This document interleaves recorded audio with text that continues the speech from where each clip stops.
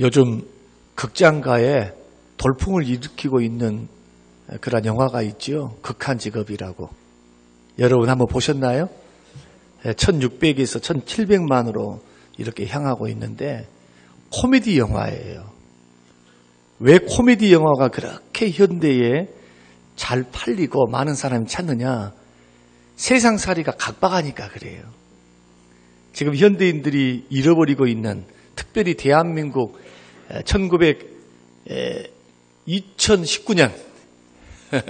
2019년 대한민국이 잃어버린 것 중에 하나가 뭐냐면 웃음입니다. 웃음을 잃어버렸어요. 그래서 코미디를 통해서, 영화를 통해서도 이제는 진지한 영화, 눈물 짜는 영화는 싫다는 거예요. 왜? 삶이 눈물인데 또 극장에 가갖고 눈물을 흘려. 그러니까 나를 즐겁게 해주는, 기쁘게 해주는 영화가 매력이 있어가지고, 기쁨 주는 그 영화의 매료가 돼가지고 억지로라도 웃고 사는 겁니다. 내 몸과 영혼이 그걸 원해요. 그런데 예수 믿는 사람은 기쁨이 있어야 될 줄로 믿습니다. 은혜가 있어야 될 줄로 믿습니다. 세상살이 힘들고 어려워서 사람들의 마음이 안정이 되지 않고 얼마나 요동치는 그러한 가정들이 많고 심령들이 얼마나 많아요. 젊은 사람은 젊은 사람대로 힘들어하고, 연세 드신 분은 연세 드신 대로 괴로워요. 빨리 장가 시집 가버리면은 나 혼자 부부끼리 그냥 잘 먹고 잘 살 수 있는데, 죄송합니다만은 젊은이들이 지금도 얹혀 있어요. 그러니 젊은이는 젊은이대로 미래의 소망이 없고 희망이 없으니까 안정이 없고 즐거운 일이 하나 없고, 연세 드신 분들은 노년을 또 자녀들과 함께 사는 것도 좋지, 그것도 하루 이틀이지. 보세요. 얼마나 힘들고 어려운 시대를 우리들이 경험하고 살고 있는지. 3만불 시대라고 국가는 이제 제7위 세븐에 들어갔어요. 세븐에. 3만불 시대. 그런데 피부로 와닿는 국가 경제, 개인 서민 경제는 아직도 멀었습니다. 대기업만 잘 살고 국가는 막 세금 걷어가지고 잘 살지. 그런데 서민들은 지금도 피부로 와닿는 그런 경제적인 여건들은 너무 힘이 들어요. 각박해요. 아이들을 왜 안 낳게요? 키울 수 있는 능력이 없으니까 못 낳는 거예요. 사회 제도뿐만 아니라 이 환경이 지금 펼쳐지고 있는 이러한 국가적인 이러한 가만 시스템을 보면은 굉장히 힘든 것 같아요. 그것을 해줘야 될 세대가 기성세대인데 우리 부모들의 세대가 책임이 막중한 줄로 압니다. 여하튼 이 세상살이 힘들고 어려운 이때에 어떻게 하면 마음의 안정을 가지고 마음의 여유를 가지고 인생 풍랑 속에서도 주변 사람에게 안심하라, 안심하라, 격려해주고 안심, 안정을 줄 수 있는 그런 믿음의 사람들로 우리가 설 수 있는가? 이것을 오늘 본문이 우리에게 가르쳐주고 있습니다. 오늘 본문의 내용의 배경은 27장이지만은 21장부터 읽으셔야 돼요. 21장부터 쭉 읽어나가면은 27장이 보이기 시작하는데 내용이 이런 겁니다. 사도 바울께서 복음을 증거했다는 죄목으로 예루살렘에서 체포됩니다. 그리고는 유대인들의 미움을 받아서 유대인들이 이 불안당 같고 이단 같은 이 사도 바울을 어떻게 하면은 잡아서 죽일까? 이 연구를 해요. 그래서 소동이 일어나니까 로마 군대가 출동을 해가지고 사도 바울을 자기 시위대 뜰로 감옥에 가둡니다. 시간이 지나서 재판을 받아야 되겠잖아요. 그런데 이 사도 바울은 로마의 시민권을 갖고 있었으니까 유대 땅에서 재판을 받지 않고 황제 앞에서 재판을 받을 수 있는 특권이 있습니다. 그래서 황제에게 이야기를 한 겁니다. 나에게 재판 좀 해주세요 하고. 그러니 지중해를 건너서 저 팔레스틴에서 로마까지 가려면은 그 거리가 보통 거리가 아니에요. 배를 타고. 여하튼 수납이 되었고 항소를 했는데 그게 받아들여져 가지고 이제는 가이사라 항구라고 하는 국제 항구, 유대의 국제 항구에서 사도 바울이 이제 백부장과 더불어서 죄수 신분이 되어서 이제 배를 타고 이탈리아로 가는 겁니다. 열심히 배가 가다가 소아시아 지역에 루기아 지방의 무라시라고 하는 항구에 들립니다. 왜 항구에 들렸냐 하면은 큰 무역선을 타고 이제는 조그만 배를 타고 갔는데 큰 무역선, 이집트의 알렉산드리아 무역선을 갈아타고 이제 로마로 가기 위해서, 그래서 무라시 항구에서 무역선으로 갈아타고 우여곡절 끝에 미양이라고 하는 소아시아 그레데 지역에 있는 미양이라고 하는 항구에 도착을 합니다. 그런데 미양이라는 항구가 너무 조그만해요. 그리고 지중해에서 건너가려면은 겨울에는 풍랑이 많고 바람이 많으니까 배를 타고 가기가 어려워요. 그래서 선장과 선주나 그리고 백부장은 겨울이 지나고 난 후에 순풍이 불 때 그때 안전하게 운항하려고 그렇게 마음을 먹고 있었는데 미양이라는 곳을 딱 가보니까 겨울을 지내기에는 너무 항구가 적은 거예요. 그래서 보니까 조금만 더 가면은 베닉스라고 하는 그레데 항구가 있는데 그 항구는 굉장히 커서 겨울에 나기에 좋다라는 합의를 하게 됩니다. 선주도 그렇고 선장도 그렇고 그래서 276명이 합의를 딱 하는데 한 사람만 반대를 하는 겁니다. 그 한 사람이 누구냐 하면은 오늘 본문의 사도 바울입니다. 이 사도 바울이 기도하는 사람이기 때문에 하나님의 계시를 받죠. 그리고 미래를 내다볼 수 있는 능력이 있었어요. 그래서 그 배와 선주와 또 선장과 백부장, 자기를 호송해가는 그 지휘관에게 이렇게 말을 합니다. 이번 항해는 화물과 배뿐만 아니라 우리 생명에도 타격과 많은 손해를 끼칠 것이니까 여기서 출발하지 말고 여기가 불편하다 할지라도 여기서 겨울을 지내야 됩니다. 이렇게 말을 했습니다. 그런데 자기를 호송해가는 백부장이 그 말을 듣지를 않아요.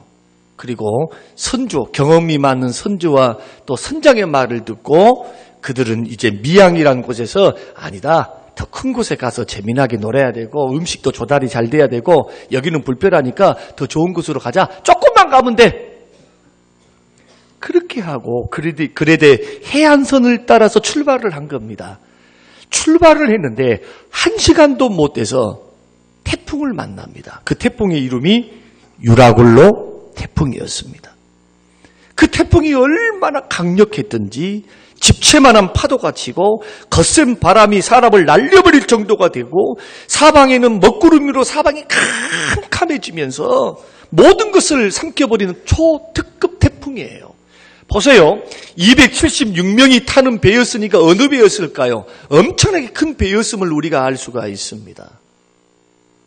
그런데 그 배가 그 폭풍을 이기지를 못하는 겁니다.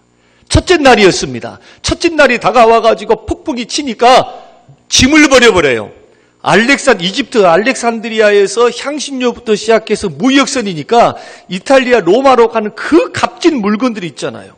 생명 살려야 되고 배를 살려야 되니까 짐이 대수입니까? 그러니까 그 많은, 지금으로 하면 수십억을 바다에 던져버려요. 그래서 될까 했더니 이틀이 지나도 잠잠해지려고 하는 것이 아니라 폭풍이 더 몰아칩니다. 그러니까 3일째 되는 날에는 결단을 합니다. 얘야, 연장이 있지, 닷 있지, 무거운 것은 모두 다 몽땅 버려라. 그래서 배 껍데기만 놔두고 모든 음식부터 시작해서 모든 것을 다 버려버렸어요. 그럼에도 불구하고 이 풍랑이 잠잠해지려고 하는 기미가 보이지는 않는 겁니다. 그리고는 우여곡절 끝에 배가 이 폭풍에 파손돼 가지고 14일을 표류하고 돌아다녀. 그 과정이 지금 276명 속에 끼어있는 사도 바울의 오늘 본문의 내용이 되겠습니다. 이런 와중에 자기 한 몸 가눌 수 없는 상황, 태풍을 만났으니 얼마나 힘들겠어요. 생사의 갈림길이 있습니다. 그런데 배에 타고 있었던 275명에게 그 사람들에게 도리어 뭐라고 말을 하느냐? 안심하라고 말합니다. 이런 정신 나간 사람이 있어요. 자기도 죽게 생겼고 그 사람 선주와 선장과 주변 사람들이 얼마나 웃었겠어요. 지금 나도 죽게 생겼는데, 바다에서 일생을 보냈던 나도 지금 죽게 생겼는데 그냥 어떤 이상한 사람 한 사람이 미친 소리를 하는 겁니다. 태풍이 부는데 안심하라는 겁니다. 사투를 벌이고 있는 선원들에게 마음의 안정과 여유를 잃어버리고 사느냐 죽느냐 일생일대에 빠진 그 사람들에게 안정을 시키는 사람이 있었다는 거예요. 어떻게 해서 이 일이 가능했을까?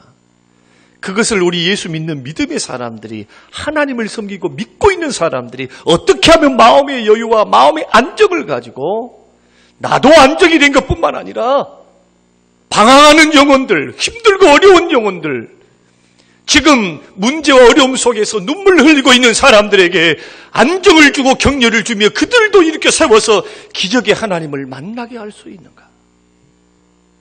그것을 보여주는 말씀이 오늘 본문 내용의 말씀입니다. 사랑하는 성도 여러분, 우리들은 조그만 어려움 속에서도 마음의 안정과 평화를 잃어버린 경우가 얼마나 많습니까?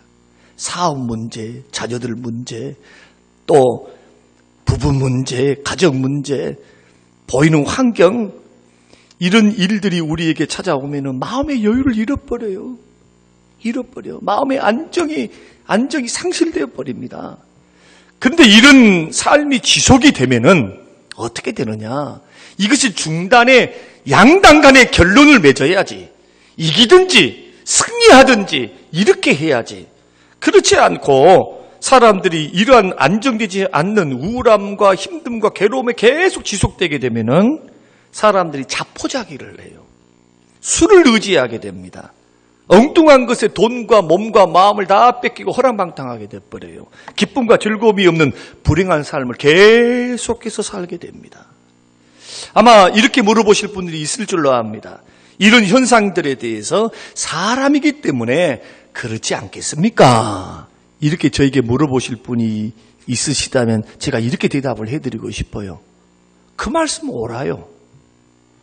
누구나 어려움을 당하고 힘든 일을 당하면 마음이 무너져요. 특별히 자녀 문제. 자녀 문제는 왕도가 없어요. 건강 문제도 왕도가 없어요.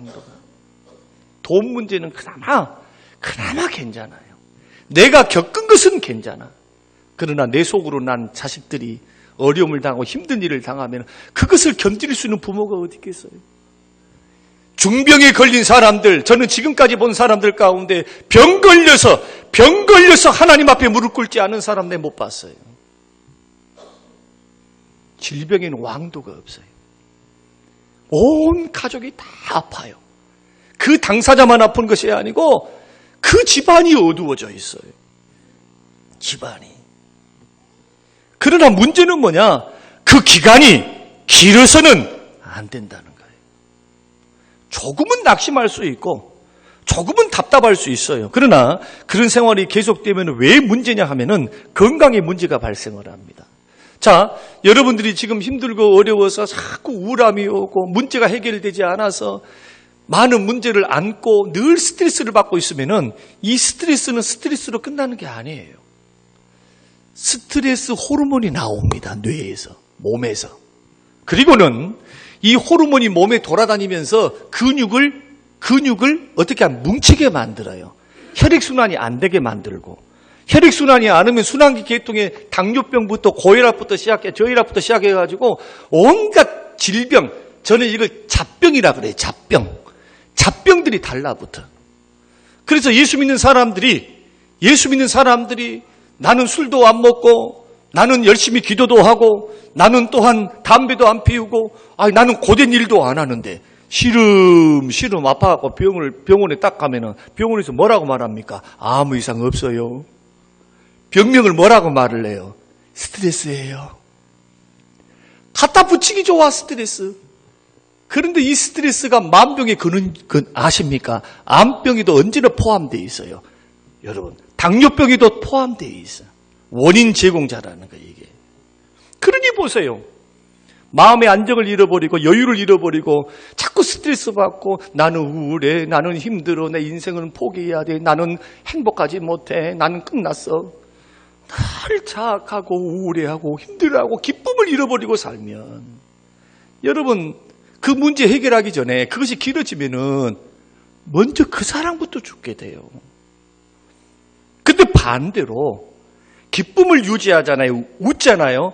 그러면은 강력한 항산화제, 지금 시중에 나와 있는 항산화제보다도 또한 항암 작용을 하는 것보다도 만 배나 더 강력한 호르몬이 나오는데 이게 암병을 이기게 해요. 할렐루야. 이건 믿지 마세요. 아멘 안 해도 돼. 다 과학적으로 다 증명이 됐으니까. 그러니까 막 웃으라면 박수 치면서 억지로라도 웃으면 호르몬이 나와요. 내 몸을 정화시키고 암세포를 잡아먹고 또 잘못된 것들을 치유하고 이 몸이 하나님 만드신 몸이 이렇게 신비롭습니다. 그러니 여러분 오늘 이 말씀을 듣고 해결함 받고 돌아가야지. 힘듭니다. 어렵습니다. 죽겠습니다. 답답합니다. 예수 믿는 사람들의 사전에 이런 말이 등록돼서는 안 됩니다. 왜냐하면 하나님은 살아계시기 때문에 그래요. 전능하시기 때문에 그래요. 못 풀 문제가 없어요. 주께는. 그런데 더 심각한 문제가 또 하나 발생합니다. 예수를 믿었는데 매일 찡찡거리고 힘들고 어려워서 자 아프니까 아프다 다 이해할 수 있다는 거예요. 아프니까 그럴 수 있어요. 힘드니까 그럴 수 있어요. 근데 이것이 길게 연단받아서 길게 가서 내 마음이 무너져서 그 아픔과 슬픔의 수렁에 빠져버리게 되면은 믿지 않은 사람들에게 부정적인 인식을 심어줍니다. 나를 보는 사람들이 이렇게 생각해요. 예수 믿어봤자 별 볼 일 없네. 예수 믿어도 저렇게 힘들어가지고 저렇게 우거지 상하고 돌아다닌다. 도대체 예수 믿어 좋은 이유가 뭐냐는 거예요. 도대체 믿고 구원받고 천국만 가는 거? 그럼 이 땅에서는 뭐예요 도대체? 불신자들에게 또 예수 없는 인생들에게 예수 믿는 사람들이 삶과 인생을 통해서 보여줘야 될 것은 뭐냐? 하나님이 살아계신다. 나를 만나주신 그 하나님이 증거되기 위해서는 예수 믿는 사람이 고난을 이겨내고 병을 이겨내고 어려울 때 힘듭니다. 어렵습니다. 답답합니다. 이건 불신자들이 다 할 수 있는 일이요. 믿음 없는 사람도 할 수 있는 일이에요. 그는 나를 위해서 십자가에 죽어주시고 하나밖에 없는 독생자를 보내사 나를 얼마나 사랑하시기에 죄인된 나를 구원하기 위해 그 아들을 십자가에 못 박게 하사 나를 사랑하사 하나님의 자녀되고 영원한 천국 백성 삼아주신 그 하나님의 놀라운 사랑받는 내가 지금 나에게 다가오는 문제, 그 어려움, 역경 속에 함몰되어가지고 우울함과 슬픔 중에서만 있다면은 어찌 주님의 영광을 돌려드리고 나를 통해서 주변에 있는 사람들이 어떻게 매력이 있어 예수 앞으로 돌아오겠어요. 그래서 문제는 풀어야 될 줄로 믿습니다. 그러므로 건강을 위해서라도 하나님의 영광을 위해서라도 전도의 문이 활짝 열리기 위해서라도 사랑하는 성도 여러분들의 마음의 여유와 안정을 찾고 누리시기를 주님의 이름으로 축원합니다. 그러면 환난과 또 고난이 많은 이 인생 풍랑 속에서 어떻게 하면 마음의 여유와 안정을 누리며 살 수 있는가? 네 가지로 오늘 본문은 우리에게 보여주고 있는데 첫째가 뭐냐 하면은 인생 풍랑과 어려움 중에 하나님의 선한 뜻이 있음을 믿으시기를 바랍니다. 이게 사도행전 23장 11절 말씀이에요. 그날 밤에 주께서 바울 곁에 서서 이르시되 담대하라. 내가 예루살렘에서 나의 일을 증거한 것 같이 로마에서도 증거하여야 하리라. 이 말이 무슨 뜻이냐 하면은 풍랑 있기 전, 그가 가이사라 항구에서 로마로 압송되어서 배 타기 전 예루살렘이라고 하는 곳에서 복음을 증거하다가 성전에서 복음을 증거하다가 체포되었거든요. 그때 그가 시위대 뜰에 갇혀서 감옥의 뜰에 다 갇혀 있어서 감옥에 들어앉아 있는 거예요. 지금 감옥에 들어앉아 있는데 놀라운 일이 일어납니다. 부활하시고 승천하신 예수님이 직접 나타나버려요. 예수님이 감옥에 바울 곁에 서서 예수님이 직접 말씀하시는 겁니다. 담대하라. 할렐루야. 바울에게 담대하라는 거예요. 담대하라. 지금 예루살렘에서 감옥에 갇혔지만은 너 감옥에 갇혔다고 절대로 안 죽는다. 누가 너를 해치지 못해. 너의 사명이 끝나지 않았어. 너의 사명은 반드시 로마 황제 앞에 가서 내가 반드시 너를 세워서 복음 증거하도록 내가 너에게 사명을 주었으니 사명 끝나기 전까지는 죽을 수 있다는 겁니까? 없다는 겁니까? 죽을 수도 없고 외부의 환경이 그를 감옥과 풍랑이 그를 죽일 수 없다는 거예요. 그러니까 이 말씀은 어떤 말씀이냐? 사도 바울이 태풍 가운데서도 여유와 안정을 찾을 수 있었던 그 이유의 첫 번째가 뭐냐 하면은 나를 향하신 하나님의 선한 뜻을 믿었기 때문에 그렇습니다. 할렐루야. 우리를 향하신 선한 뜻이 있어요. 예수 믿는 믿음의 백성들, 특별히 믿음의 백성들, 구원받지 못한 백성들이 아니고 예수 믿고 구원받은 하나님 백성들에게는 우리를 향하신 하나님의 선하신 뜻이 있는데 인생 풍랑 배후에도 하나님의 뜻이 있어요. 예레미야 29장 11절 말씀에 여호와의 말씀이니라 너희를 향한 나의 생각을 내가 아나니 평안이요 재앙이 아니니라 너희에게 미래와 희망을 주는 것이니라.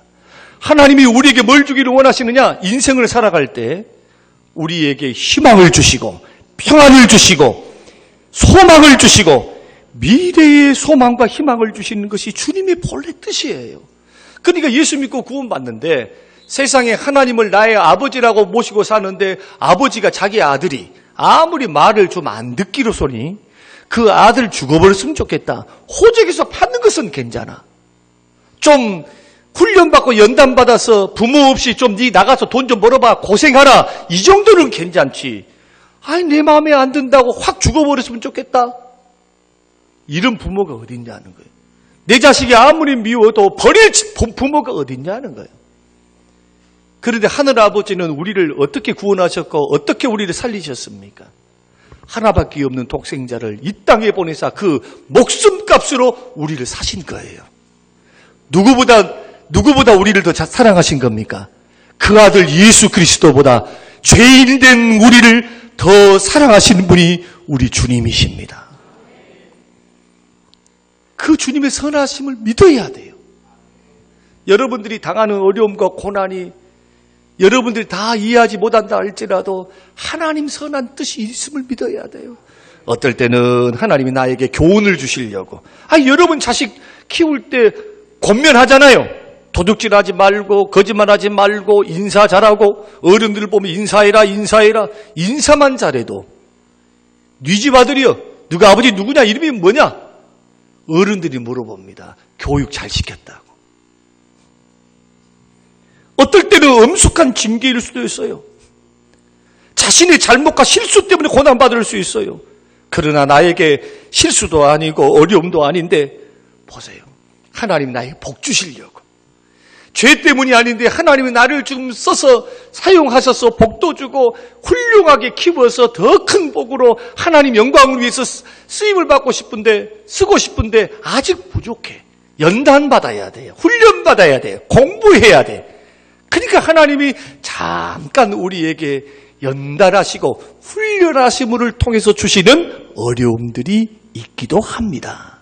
그러나 분명한 것은 그것이 교훈이 되든 엄숙한 하나님의 징계가 되든 나의 실수이든 하나님 나에게 복을 주시려고 하는 연단이든 우리 인생에 우리를 향하신 하나님의 선한 섭리와 하나님의 뜻이 있는 줄로 믿으시길 바랍니다. 그러므로 고난이나 환난이 더 이상 우리에게 저주가 아니에요. 왜냐하면 나는 하나님 아버지의 자녀입니다. 자녀를 싫다고 버리지 않아요. 그러므로 모든 일에는 나를 향하신 하나님의 선한 뜻이 있으니까 모든 것을 합력하여 선을 이루실 그 하나님의 놀라우신 계획이 있으니까 여러분 실망하지 마시기 바랍니다. 낙심하지 마세요. 주와 함께 일어나야 돼요. 예수 믿는 사람 7.8개 해야 돼요. 우리에게는 보호자가 계세요. 불신자들은 보호자가 없지요. 그들은 자기의 힘과 자기의 능력과 사람의 인맥을 통해 살아야 되지만 예수 믿는 사람은 천지 만물을 창조하신 그 하늘 아버지가 우리 아버지십니다. 그분은 선하십니다. 그 뜻과 목적에 의해 우리를 인도해 가십니다. 두 번째는 뭐냐 하면은 풍랑 속에 하나님이 함께 하시기 때문에 그렇습니다. 23절을 봐보세요. 23절. 하나님의 사자가 내 곁에 서서 말하되 그랬습니다. 자, 예루살렘에서는 예수님이 직접 나타나셔서 곁에 서 계셨고 풍랑이 불어가지고 지금 하루가 지나가고 이틀이 지나가고 3일이 지나가는데 그 풍랑 속에 하나님께서 누구를 보낸 겁니까? 하나님이 부리시는 천사를 보내는 거예요. 천사를 보낸 거예요. 천사. 그리고는 그 천사를 통해서 하나님이 계시해 주십니다. 걱정하지 마라. 배는 파손되지만 너와 275명의 생명은 거둬가지 않는다. 생사화복을 주관하시는 전능하신 주께서 가르쳐 주시는 거예요. 걱정하지 마라. 너와 함께한 그 사람들은 죽지는 않고 배만 파손된다. 풍랑이 있기 전에도 누가 함께 하셨습니까? 주님이 함께 하셨어요. 풍랑이 일어나는 그 중간에도 누가 함께 하셨어요? 주님이 함께 하셨어요. 하나님은 변함없이 우리와 함께 하신 줄로 믿으시길 바랍니다. 내가 느끼지 못한 것뿐이요. 내가 느끼지 못한 것뿐. 내가 아니라고 하는 것뿐이요. 눈에 안 보이니까. 눈에 안 보이니까. 경험이 안 된다고. 하나님이 언제 나와 함께 했냐고 하시는 분들이 많아요. 그런데 놀라운 것은 하나님은 여전히 지금도 살아서 역사하시고 어제나 오늘이나 동일하신 그 주님은 살릴 자 살리시고 붙들 자 붙드시고 건질 자 건지시면서 일하시는 좋으신 하나님이 내가 믿고 섬기는 하나님이십니다. 하나님은 예수 믿고 구원받고 그 구원의 은혜, 예수 공로의 은혜, 십자가의 은혜를 통해서 구원받은 하나님의 백성들이 실수했다고 떠나지 않아요. 죄 지었다고 주님이 떠나지 않습니다. 부족하다고 실어버리지 아니하십니다. 독생자를 보내시기까지 그 값을 치르고 나를 사신 그 하나님은 나의 실수, 나의 약함, 나의 부족, 나의 믿음 없음, 그럼에도 불구하고 나의 손을 능력의 손으로 붙잡으시면서 내 곁에 계셔요. 그 오신 주님은 떠나지 아니하십니다. 그래서 우리는 일어날 수 있어요. 죄 가운데 있어도 부족한 가운데 있어도 예수 믿는 사람들은 돌아갈 곳이 있어. 돌아갈 곳이. 여러분들이 아버지 집에서 나올 때 그냥 통장을 도둑질 해가지고 재산을 문서를 팔아먹고 그리고 집으로 돌아갈 때 떳떳이 돌아갈 수 있는 사람 여기 있으신가요? 아버지 얼굴을 못 보겠죠. 그런데 통장에 돈을 다 도둑질하고 심지어는 집문서를 팔아먹어도 소위 말해 하나님이 보실 때에 도대체 예수 믿는 사람이 저럴 수 있느냐라는 그러한 약함 속에 있어도 주를 불신하면서 믿음의 길에서 떨어져 있는 그런 때에도 주님은 변함없이 그와 함께하고 있어요. 누구 때문에 그렇습니까? 그 사람이 잘 믿어서 그 사람이 이쁜 짓을 해서 아닙니다. 그 아들 예수 그리스도의 십자가의 공로 때문에 그래요. 십자가에 죽어주신 그 공로 때문에 우리를 위해서 죽어주신 그 아들 예수님 죄를 용서하시고 영원한 영생과 천국을 주실 그 하늘 아버지의 아들의 희생 때문에 우리를 받아주시고 변함없는 사랑으로 지금도 함께 하신 분이 우리 주님이십니다. 그래서 이사야 43장 1절 2절 말씀에서 야곱아 너를 창조하신 여호와께서 이제 말씀하시느니라. 이스라엘아 너를 조성하신 자가 이제 말씀하시느니라. 너는 두려워하지 말라. 내가 너를 구속하였고 내가 너를 지명하여 불렀나니 너는 내 것이라. 내가 물 가운데 지날 때에 내가 함께할 것이라. 강을 건널 때에 물이 너를 침몰치 못하고 불 가운데 행할 때에 타지도 아니할 것이요. 왜요? 주님이 함께 하시기 때문에.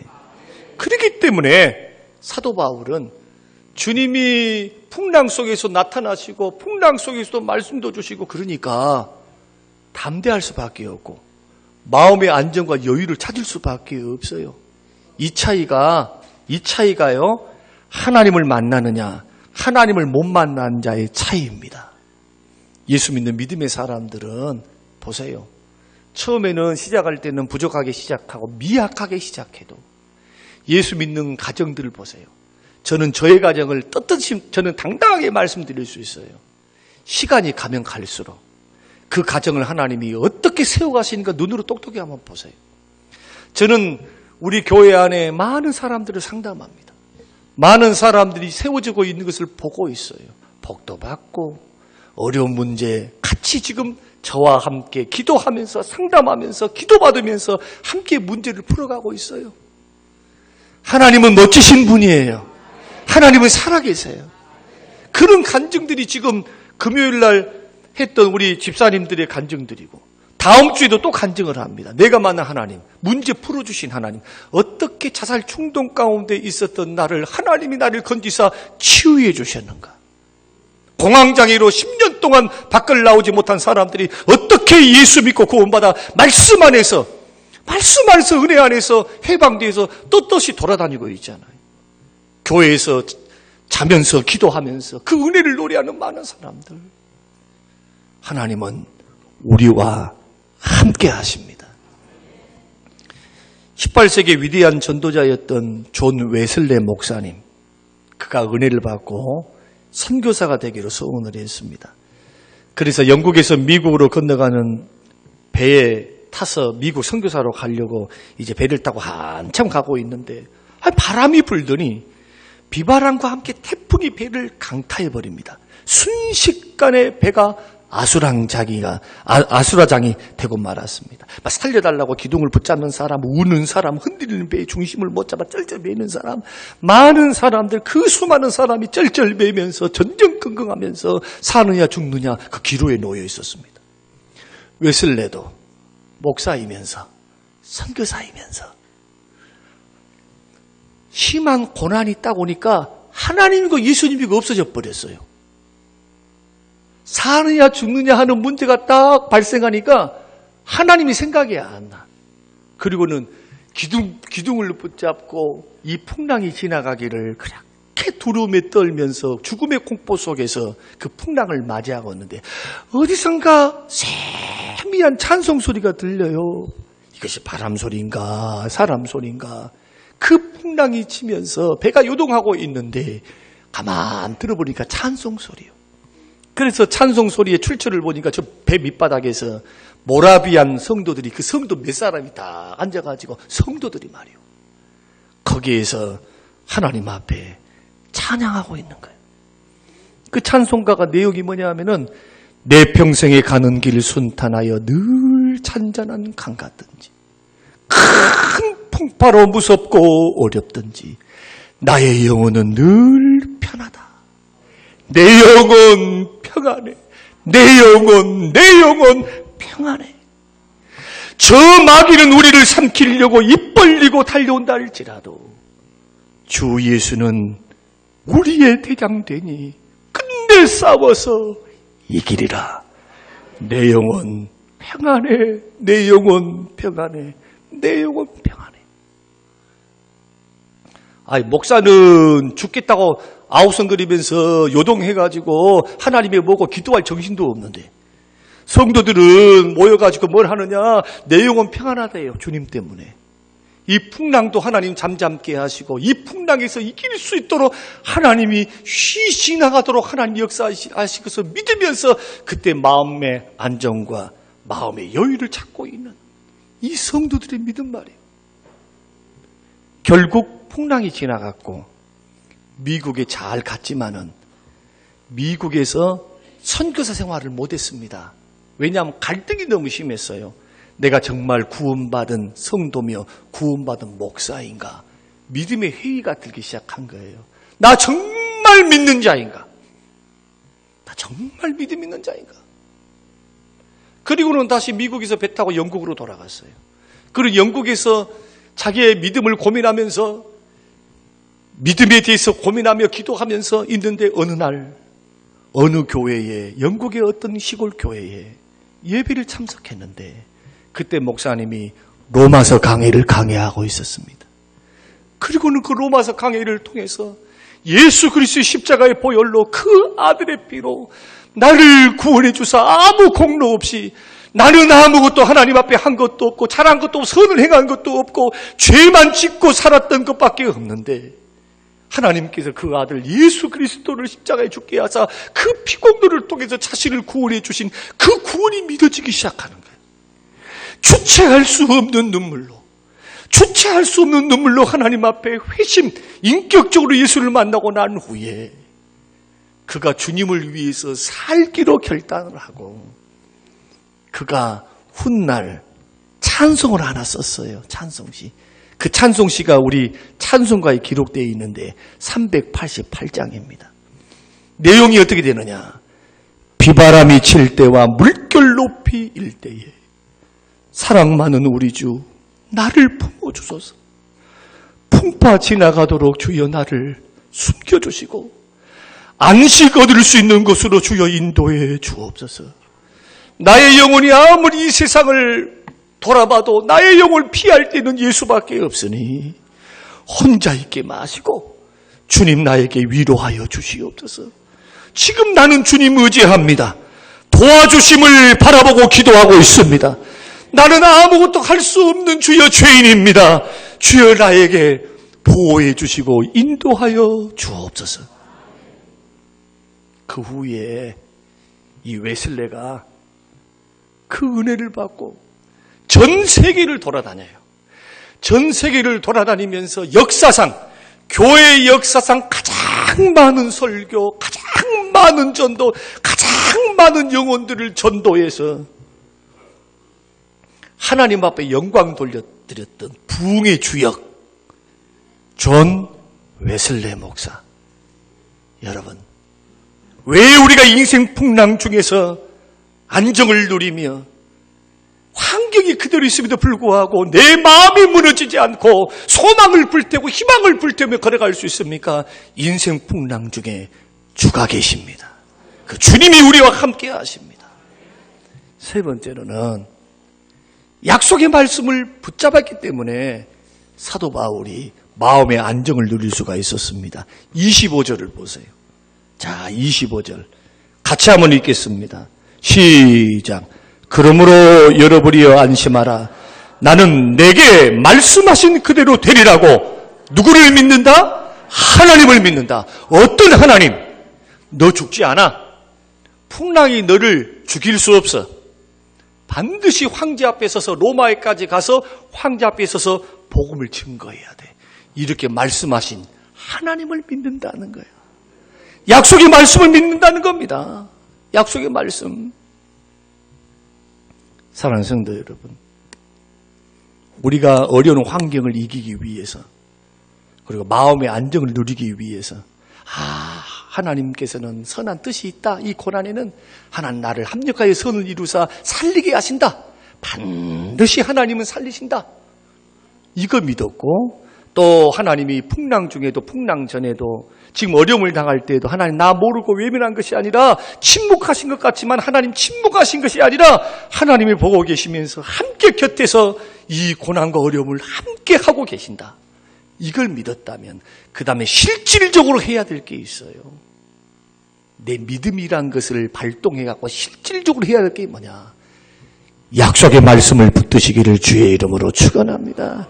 약속의 말씀을 붙들어야 돼요. 그리고 그 말씀 마음에 저장하셔야 돼요. 근데 왜 이렇게 설교 말씀을 주의 깊게 들어야 되고 또 암송하는 말씀, 읽었던 말씀, 배웠던 말씀, 이 말씀을 내가 왜 그렇게 붙잡아야 되느냐. 놀랍게도 하나님께서 사람을 위경에서 건지실 때 먼저 병을 고쳐주거나 먼저 환경을 열어줘서 하나님이 일하시지 않고 제일 먼저 하나님 뭘 하시느냐. 생명의 말씀을 보내사 위경에서 건지십니다. 이게 하나님의 방법이에요. 하나님이 이렇게 일하십니다. 분명히 뻔하게 눈으로 볼 때는 죽을 일이 쌓였고 힘든 일이 쌓였고 사망의 그늘에 내가 앉아 있어요. 도대체 솟아날 구멍이 하나도 없어요.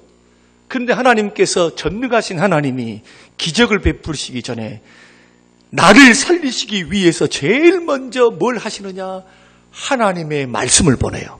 주의 종들을 통해서 말씀하시고 하나님 말씀을 통해서 말씀하시고 그 말씀을 읽고 듣고 암송하고 왜 그렇게 그게 중요하느냐? 내가 읽었던 말씀, 들었던 말씀, 설교 들었던 말씀, 암송했던 말씀, 그 말씀을 성령께서 그 위경 가운데 성령께서 내 안에 계신 성령님께서 생각나게 하사 나로 하여금 그 말씀을 통해서 이길 수 있도록 무너진 마음을 먼저 회복시키십니다. 할렐루야. 무너져버린 마음을 먼저 회복시키는 거예요. 무너져버린 마음을. 근데 엉뚱하게도 예수 믿는 사람이 이 원리를 생각하지 않고 나는 죽으라고 기도했는데 응답이 안 됩니다. 나는 이렇게 노력했는데 이렇게 안 되는 거 보니까 없는 거 아니요. 하나님이 일하시는 방법에 대해서는 별로 생각을 안 해요.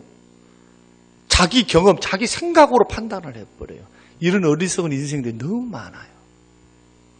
마음의 안정은 어디서 오느냐? 생명 되신 주의 말씀에서 오는 거예요. 할렐루야. 주의 말씀을 붙드는 순간 요동이 끝나요. 쓸데없이 시험 들으라 하지 말고 쓸데없이 힘들어라 하지 말고 여러분 주의 말씀 붙드세요. 세미한 음성으로 성령께서 나에게 주시는 말씀, 성령님께서 나의 마음속에 지금 놓고 하시면서 감동 주시는 말씀, 이 말씀을 받는 자와 받지 않은 자와 어떻게 차이가 나느냐? 275명은 죽겠다고 야단이면서 지금도 못 보고 있습니까? 폭락만 보고 있어. 그러니까 죽을 일이요. 누구에게만 기대해야 됩니까? 날씨에 기대해, 날씨. 아이고, 어째 우연히 살면 좋고, 죽으면 안 되고, 우연에 기대하고 자연에 기대를 해버려요, 기대.